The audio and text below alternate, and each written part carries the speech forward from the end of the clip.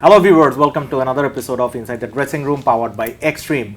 This is Baridhara, your host, and today I have a very special football analyst, our resident football expert Shaikh Ahmed to talk to.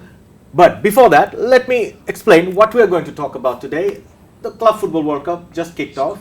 That would be in the main menu, but as side courses, we'll talk about some transfer spices. Let's see what Shaikh has to offer. Shaikh, welcome to the show. Thank you very much. Up for the new football season?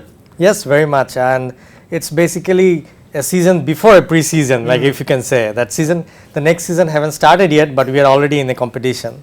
সব মশার বিরুদ্ধে সুরক্ষা দিতে এলো Bashundhara extreme aerosol মশার বিরুদ্ধে extreme সুরক্ষা Of course, it's not every year that we get to enjoy such a big tournament before the season begins even. Let's jump into the topic right away. Today, the first match of the Club World Cup happened, and it was a dull, goalless draw. And unfortunately, I watched the whole match, and you were one of the lucky ones who saw it later. But let's talk about the overall tournament. How do you see it? And personally, I feel that's one more tournament which we didn't need as football fans. And from the football's perspective, what do you think about that? Before starting about the discussion on Club World Cup, can you just remember that there was a discussion in FIFA like 2-3 years ago that they are going to have a World Cup in every 2 years. Exactly. There was a voting and everything. Exactly. So from that point of view, it started because FIFA now to operate in a proper way, they need at least 2 competitions worldwide, which has a lot of views on them. So that's why they are pushing it a lot. So they were pushing it through a World Cup, but it didn't go through, and people were not liking it. So now what they came up with is like the previous, the Confederations Cup or something like that used to happen. Just like a dress rehearsal for the World Cup. Yeah, so that's what they thought, that the Club World Cup was an area which they were not really focusing on. And now FIFA thinks that this is a very good opportunity to market it, to make it bigger so that people can have a lot more views.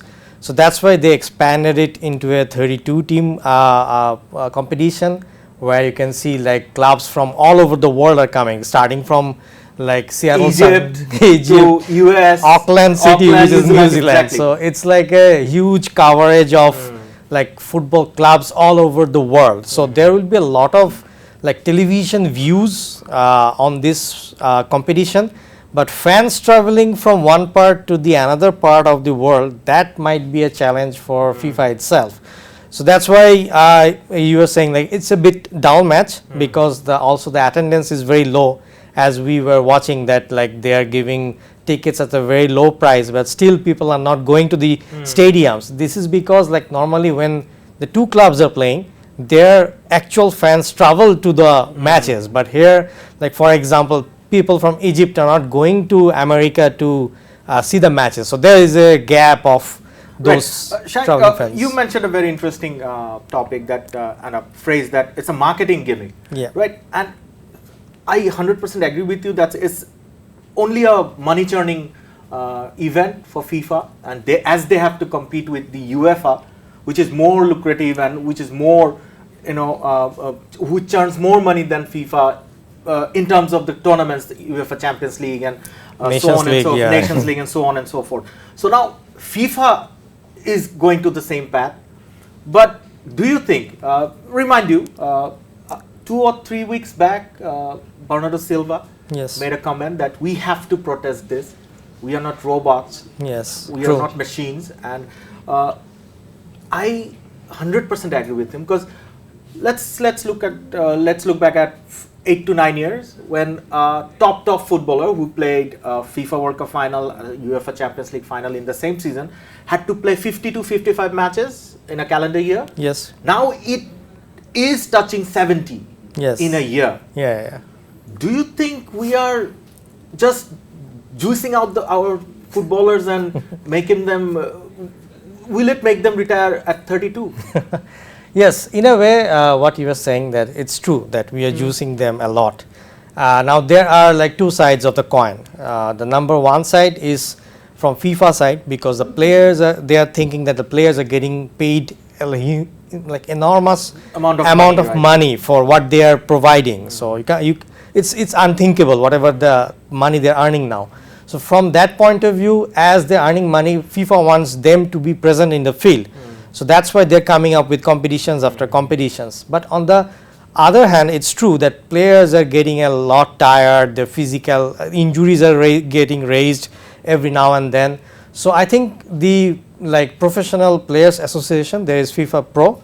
So what I think is in coming days, they will go for a legal action with FIFA. This is my understanding, because I'm seeing that there's a buzz among them that they are going to go for it. They are just looking at it at this moment for this tournament, but hopefully, and I think eventually they will go for it. So now this is a thing which both of the parties like FIFA and the players, they have to come into an agreement and mutual agreement that there should be a limit to it. You cannot extend them way too much. But on the other hand, what FIFA does is on those things, FIFA gives a special transfer window for the teams to, from 1st of June to 10th of June, there was a special window for players to sign.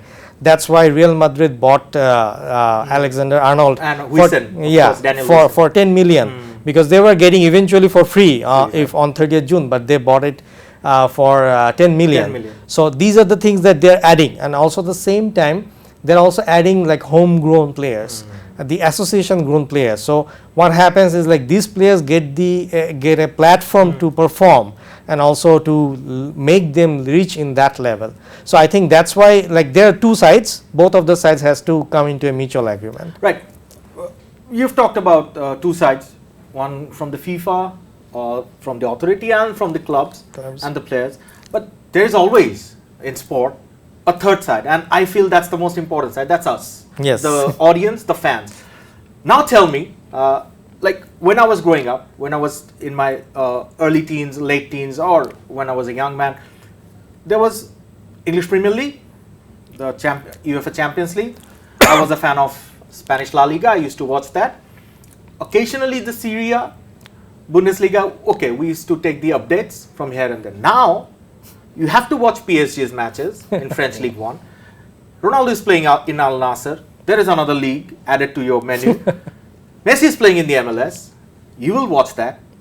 Of course, the UEFA Nations League now is the FIFA Club World Cup. Yes. Next year is the FIFA World Cup. And mind you, people like us are kind of fortunate that we don't have to subscribe to watch these matches. But fans from around Europe, US, Latin America, Australia, they have to subscribe for a fee to which is very high. Very high. But that DAZN, which is the official broadcaster of FIFA Club World Cup, initially made it free. But I'm sure they will charge a high price later on. Because they got a deal for $1 billion, which is a lot. They have to get it back from somewhere, right? So all these matches, watching all these matches, putting a lot of pressure on the fans' pockets, don't you think? Yes, it is true. They are putting a lot of pressure on the pockets. So eventually what it will turn out to be is the prices will be reduced. This is my view. Same as the tickets. Exactly. But on the other hand, this is a good thing that people are for example, getting more addicted. The word is not addicted, but the thing is they're more inclining into the getting busy with football. Right. And what happens when it's off season, people are sometimes get bored. This is on this third year before the World Cup, people are very bored for 3 months that I have nothing to watch. And it's such a regular thing for us. Football nowadays is a regular part of our life, of course, whether it's international or it's club football. Exactly. So I think on that point of view, it's good, and there should be a bit of variation.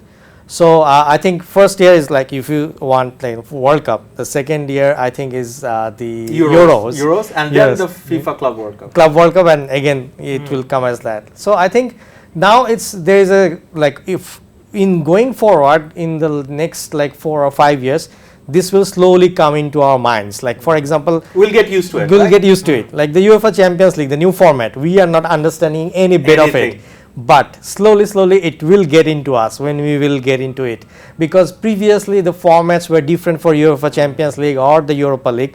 slowly they have made into our habit. When the excitement happens, the unpredictability happens, it comes to our heart. So I think it will take a bit of time, but it will happen. But you are happy with all the football that's been going around, right? As a fan. Yes, as a fan, I'm happy. As long as you can watch football, yes. you are happy. Yes. Right. Shaikh, let's move on to a slightly different topic, but surely you've touched upon a bit that the transfer season is on a high.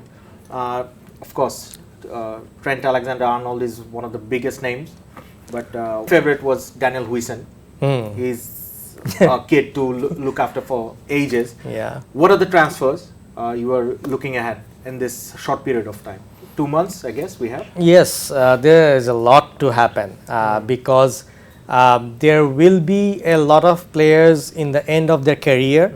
So that's why the clubs will try to like boost up on those areas. For example, if we want to say about Mohamed Salah, he is 33 and he is going to end his career very soon in terms of Premier League or Liverpool, I would say.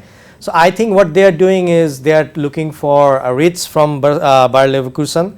So he's going to come in within the next few days. Then Andy Robertson is going to Atletico Madrid. As it That's seems, what we've heard. Yeah. So that's why they are like Liverpool is looking forward for a left back. I think they are looking for from Bournemouth. The Kikere is the left back. Yes. That is the thing that Liverpool is going to like strengthen their left wing from that point of view. Right. And Real Madrid is going through an overhaul, I would say. They are making Mbappe the center point, and they are changing everything all around them. Shaping the squad around him. The squad. And players like you can see like the new Argentine kid. Mastentuono. He signed. He already signed. Real Madrid, yes. Yes, and he is a similar profile like Lionel Messi, I would say, like left-footed player who does a lot of dribbling. He's a dead ball specialist.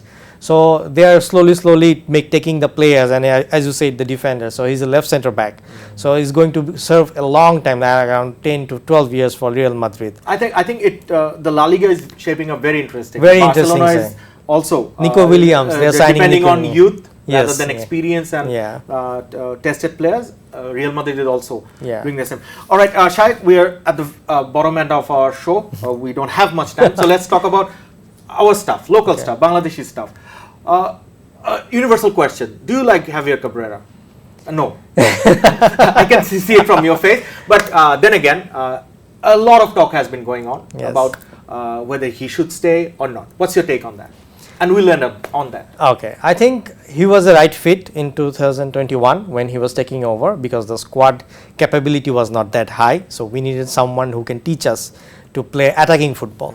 But coming in 2025, when the squad profile is high, the dressing room is filled up with the good quality players, I think he doesn't have the CV or experience to manage that kind of a side. So I think it's now good for him to step down with a good note, and we should look for someone who has a good international experience, knows how to manage a team like this going forward. Right, Shaikh, we hope someone from the BFF is listening to you and us. Thank you for your time today. Thank you. Thanks a lot. Folks, that was all the time we have for you today. I'll see you soon with another episode of Inside the Dressing Room powered by Extreme. Till then, you take care. For more updates, follow us on Facebook, subscribe our YouTube channel, get the latest update on www.daily-sun.com.